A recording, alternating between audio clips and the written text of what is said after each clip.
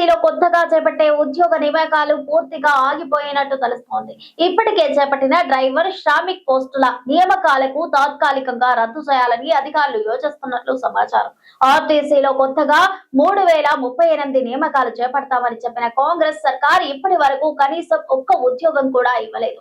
Regular ప్రతిపాదన నియమిస్తామని చెప్పిన ఉద్యోగాల్లో డ్రైవర్, శ్రామిక్ పోస్టులకు మాత్రమే నోటిఫికేషన్ ఇచ్చింది. వాటిలో కేవలం 1000 డ్రైవర్ పోస్టులు, 743 శ్రామిక్ పోస్టులు ఉన్నాయి. తెలంగాణ ఆర్టీసీలో కొత్తగా చేపట్టే ఉద్యోగ నియామకాలు పూర్తిగా ఆగిపోయినట్టు తెలుస్తోంది. ఇప్పటికే చేపట్టిన డ్రైవర్, శ్రామిక్ పోస్టుల నియామకాలను తాత్కాలికంగా రద్దు చేయాలని అధికారులు యోచిస్తున్నట్టు సమాచారం.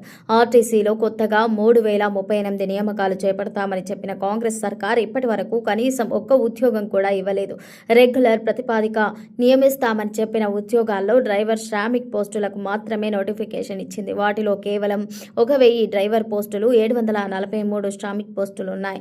గత అక్టోబర్లో నోటిఫికేషన్ వెలువడిన ఈ పోస్టులకు దాదాపు 55,000 మంది అభ్యర్థుల నుంచి దరఖాస్తులు స్వీకరించారు.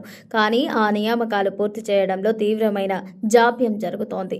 ఈ నియామకాలు చేపట్టాల్సిన పోలీస్ రిక్రూట్మెంట్ బోర్డుకు ప్రభుత్వం నుంచి, ఆర్టీసీ యాజమాన్యం నుంచి ఎలాంటి ఆదేశాలు రాలేదని తెలిసింది.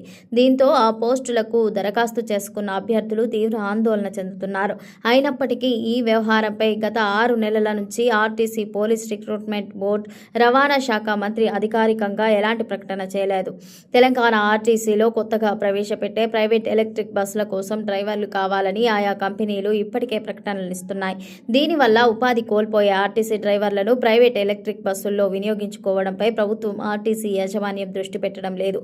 కొత్త డ్రైవర్ల నియామకానికి కూడా సుముఖత చూపడం లేదు. వీటితో పాటు traffic mechanic, traffic manager, section accounts ఆఫీసర్ల నియామకాలు కూడా ఆగిపోతున్నాయి. ఆర్టీసీలో ఇప్పటికే ఎంతో మంది ఉద్యోగులు రిటైర్డ్ అవ్వడం, వారి స్థానంలో కొత్తగా నియామకాలు చేపట్టకపోవడంతో ఉన్నవారిని అర్హతల ఆధారంగా ఆ పోస్టుల్లో నియమించుకునే ఏర్పాట్లు జరుగుతున్నాయి. అందుకే కొత్త నియామకాలు చేపట్టడం లేదని తెలుస్తోంది.